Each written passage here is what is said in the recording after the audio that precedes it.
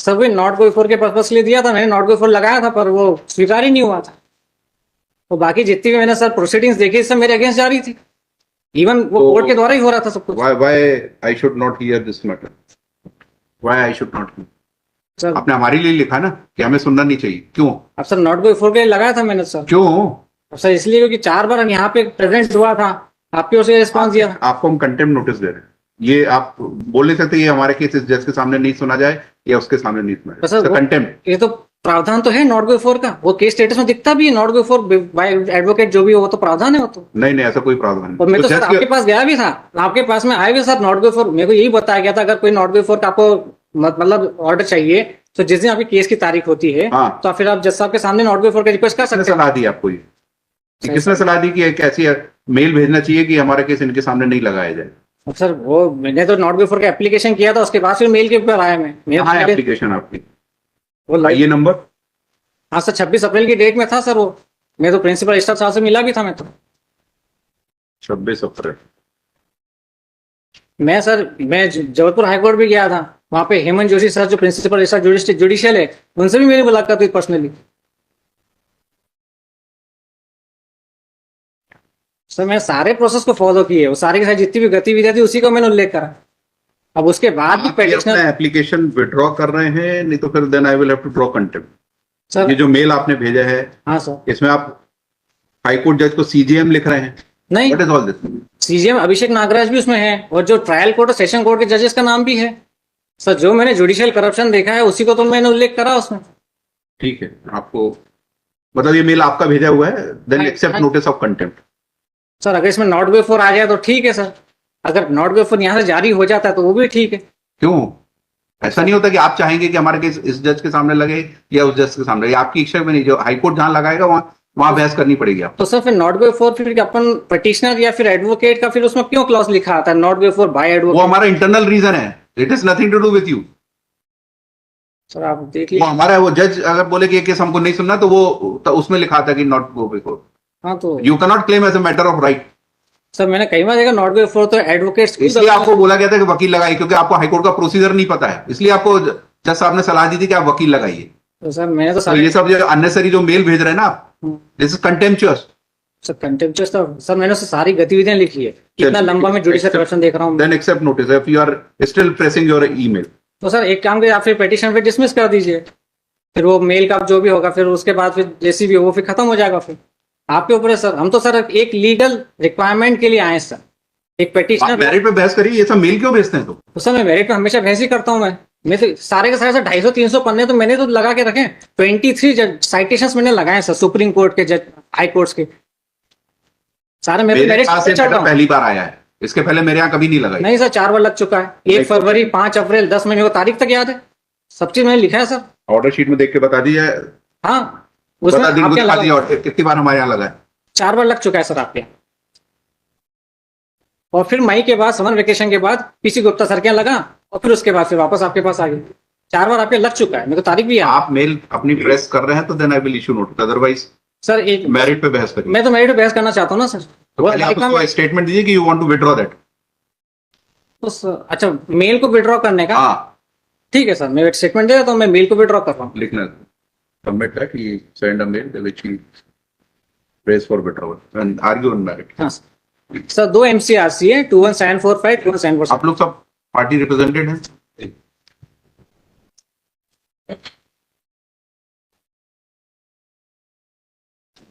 Yes sir सबसे पहले MCRC 21745 sir 2 crore का लैंड फ्रॉड है, उसकी FIR दर्ज की गई थी माधवनगर थाने में, मगर केवल धारा लगाई गई ओनली 420, जबकि 5 कूट रचित दस्तावेज के आधार पर क्राइम हुआ था। वो 5 कूट रचित दस्तावेज ये हैं: फर्जी नामांतरण आवेदन पत्र, फर्जी शपथ पत्र, फर्जी अनापत्ति शपथ पत्र, फर्जी क्षतिपूर्ति लेख और नकली वसीयतनामा। तो इन 5 कूट रचित दस्तावेज के आधार पर भी 467, 468, 471 की धाराएं नहीं लगाई गई। और फिर 2 करोड़ की सर फ्रॉड पर ट्रायल कोर्ट से इमीडिएटली बेल भी दे दी गई, हमने जबकि बेल पे आपत्ति दर्ज की थी। फिर हम ट्रायल कोर्ट, फिर सेशन कोर्ट, वहां पे हमने फिर बेल कैंसलेशन और साथ में फिर धारा बढ़ाना और महिला को भी सह आरोपी बनाना। 2 करोड़ के फ्रॉड में महिला भी उसमें समान रूप से भागीदार है, महिला तक को आरोपी नहीं बनाएंगे। तो सर इसी रिक्वायरमेंट के साथ हमने ये MCRC 482 के अंदर फाइल करी है। तो सर 482 में sir alteration of charges, modification of charges, removal, addition of charges along with bail cancellation वो सब परमिसिबल है। तो सर यही हमारी वैधानिक रिक्वायरमेंट है। ये कंप्लेंट कैसे किया, FIR? सर एफआईआर है सर, डायरेक्ट हाँ, एफआईआर लॉन्च की FIR थी। पेज एक minute sir. But on 30/6/2023 they have filed a list of documents.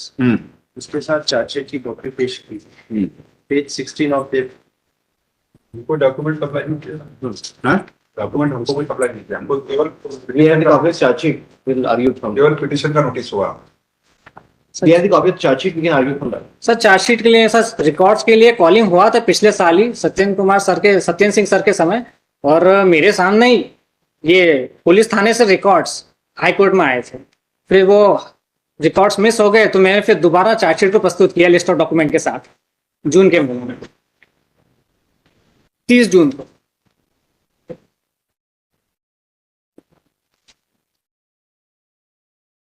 Diary I इसमें?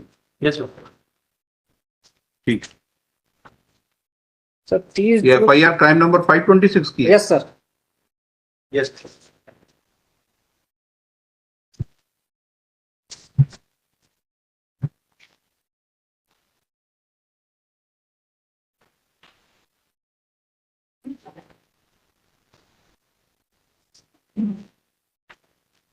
पढ़िए इसको, FIR पढ़िए।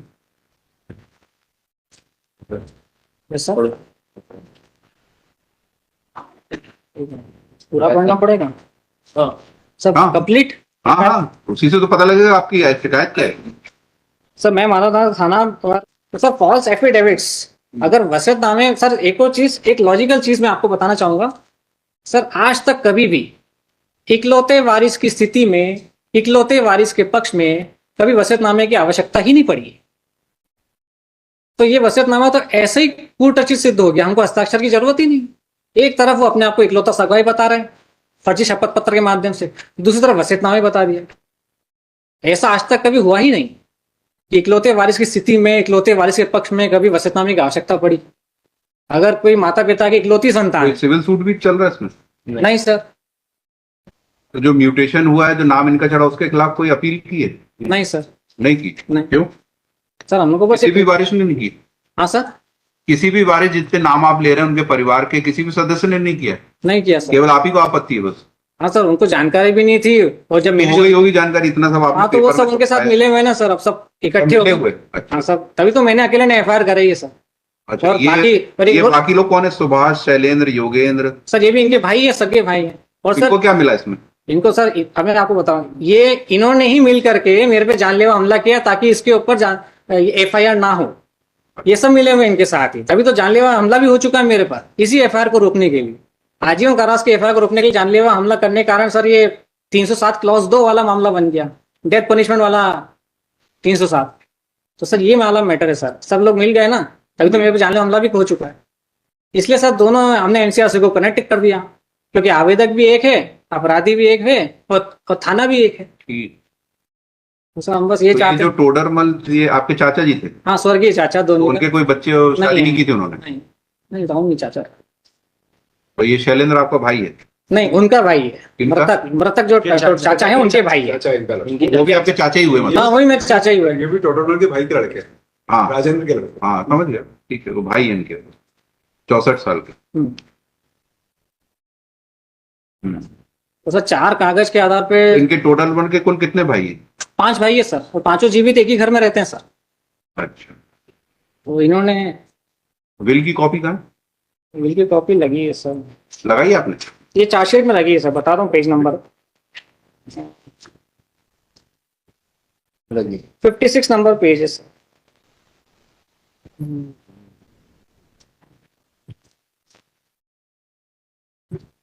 सर वसीयतनामा नकली होने के नाते मैंने कुल मिला के 19 कारणों वाला भी एक दस्तावेज संलग्न किया है सर।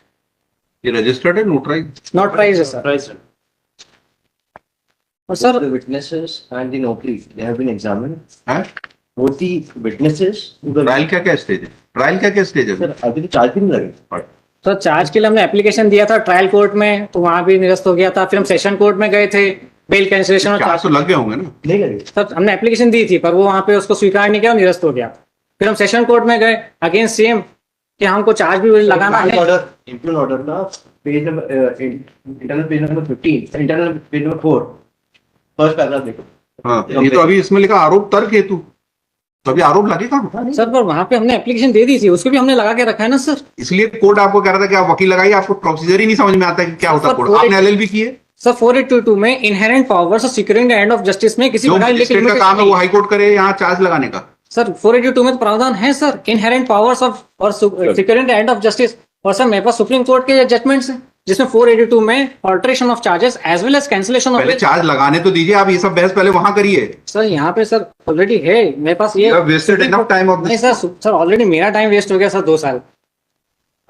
सर मेरा टाइम वेस्ट हो गया sir. Who is responsible? Sir supreme court का जजमेंट ये है, कॉल्ड यू ना सर सुप्रीम कोर्ट का जजमेंट ये है कि ब्रीफ फैक्ट्स, फैक्चुअल मैट्रिक्स और मेरिट्स के को कंसीडर किए बिना ऑर्डर अपन ना जारी करे तो ठीक है सर। ये है मेरे पास, मैं आपको देना चाहता हूँ। दे दीजिए लाइक पेज नंबर 2 तो पैरा नंबर 10। तो सर सुप्रीम कोर्ट का जजमेंट ही है, तो फैक्चुअल मैट्रिक्स, ब्रीफ फैक्ट्स और मेरिट्स को तो कंसीडर करना पड़ेगा सर, जो भी केस जिस भी कोर्ट में प्रेजेंट होता है। ठीक है, और कुछ कहना? सर ये और साथ में कैंसिलेशन ऑफ बेल और महिला को भी आरोपी बनाना। और सर अगर वापस वहां जाएंगे तो फिर वो मेरे को ट्रायल कोर्ट के जज ने ये बोला था, क्योंकि आपका मामला सेशन कोर्ट तक से निरस्त हो चुका है तो आप हमारे पास नहीं आ सकते, आपको हाई कोर्ट जाना पड़ेगा। अब वहां पे हमें जा ही नहीं सकता, वो हमेशा के लिए डोर्स क्लोज हो चुके हैं वहां पे फॉरएवर। इसलिए फिर हम हाई कोर्ट 482 में।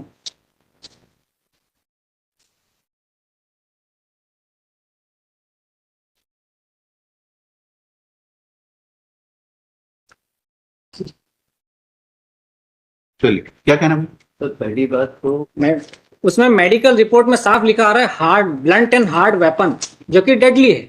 और सेशन कोर्ट ने ब्लंट एंड हार्ड वेपन को पूरा मेडिकल एविडेंस को पूरा दरकिनार कर दिया और अपने मन से हॉलो पाइप, मतलब जैसा लगता है जैसे मेरे को प्लास्टिक के पाइप से मारा गया, जबकि फ्रैक्चर आ चुका था मेरे को। अब प्लास्टिक के मटेरियल से कोई फ्रैक्चर थोड़ी आता है। तो सर वहां पे पूरा मैरिट्स को, मेडिकल एविडेंस तक को पूरा टोटली इग्नोर किया गया और medical evidence, blunt and hard weapon का जो उसमें उल्लेख है उसी के आधार पर ये अभियोजन ने 2 बार ट्रायल कोर्ट, सेशन कोर्ट में धारा बढ़ाने का आवेदन दिया। टोटली है sir on the merits only. Sir पे लोहे के डंडे से वार किया गया, मैं अपना हाथ बीच में लिया, हाथ फ्रैक्चर हो गया। अगर हाथ नहीं लाता तो सर फ्रैक्चर हो जाता, तो मैं वहीं ऑन द स्पॉट में खत्म हो जाता। तो सर हमने एसपी ऑफिस में भी दिया 3 साल की धारा बढ़ाने के लिए, वहां से भी कुछ कार्रवाई नहीं हुई। और सर इसके सपोर्ट में मैंने 23 judgments, landmark judgment supreme court के, वो सब मैंने अटैच किए। और सर मेरे ही जैसे मामले में सन 2019 में जब जस्टिस वीरेंद्र सिंह सर थे, उन्होंने 3 साल की धारा बढ़ा दी थी। सेम मामला मेरा भी है। तो सर मैं भी चाहता हूं कि जब इंदौर हाईकोर्ट में वीरेंद्र सिंह सर के द्वारा सेम मेरे मामले 3 साल की धारा बढ़ाई गई थी, तो आज वही 3 साल धारा मेरे मैटर में बढ़ जाए और ये 3 साल क्लॉज 2 का मामला बन गया, डेथ पनिशमेंट।